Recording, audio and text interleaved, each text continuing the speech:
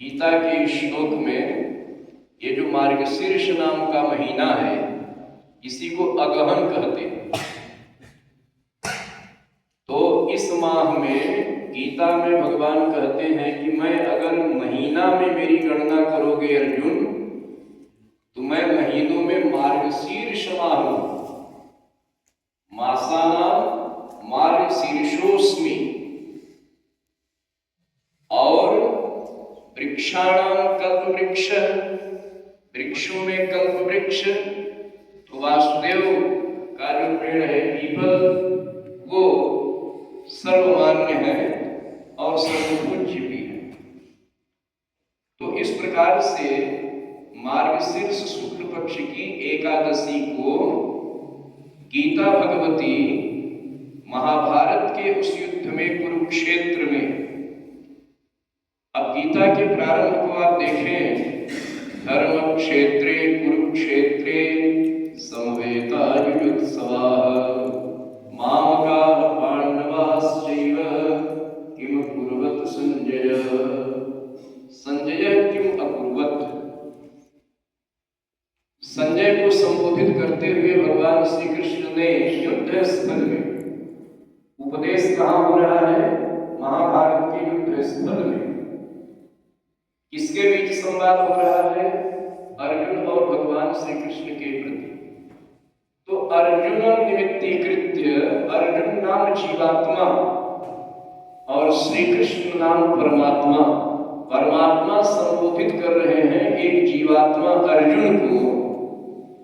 अर्जुन निमित्तीकृत्य धर्मोपदेशस्य मूल कारणं प्रवर्तितः भगवता श्री कृष्णेन यथा स्वकीय मुखाद विनिश्चित वचनेन समाजस्य लोकस्य संसारस्य यथा कल्याणं कृतः तदर्थ भावनया एव गीतायाः समुपनिबद्धता लोके सुप्रसिद्धा भवति।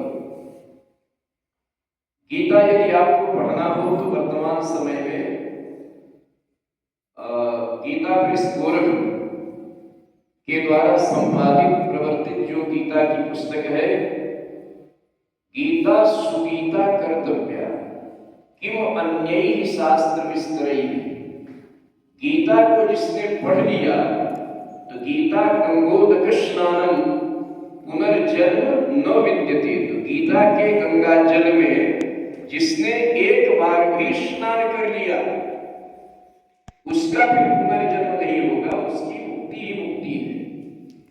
इसलिए गीता जी का एक वाक्य, एक श्लोक, एक अर्धाली जब भी आप कुछ पढ़ेंगे तो आपके पूरे पूर्वज तक जाते हैं, तृप्त हो जाते हैं। आप जब पढ़ने लगते हैं तो आपके हृदय में साक्षात भगवान का दर्शन होने लगता है। इसलिए गीता की सर्वोत्तम टीका भारतवर्ष में जो है वह है बाल गंगाधर तिलक जी की, पंडित बाल गंगाधर तिलक जी की तिलक टीका, साध बलेकर जी की गीता भाष्य टीका। ये ऐसी टीकाएं हैं।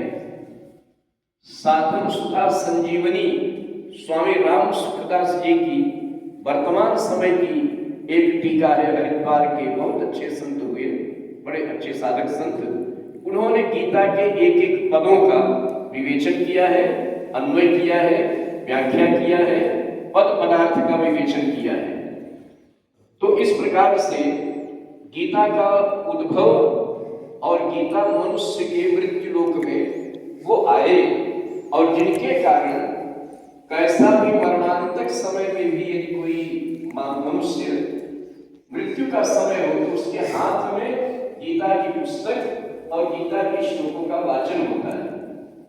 और उसी गीता में जो विष्णु सहस्रनाम है, वह विष्णु सहस्रनाम प्रतिदिन कोई भी विद्यार्थी यदि पढ़ ले, यस्य स्मरण मात्रेण जन्म संसार बंधनात् विमुच्यते नमस्तस्मै विष्णवे प्रभविष्णवे नमः समस्तभूतानां आदिभूताय भूभृते अनेक रूप रूपाय विष्णवे प्रभविष्णवे।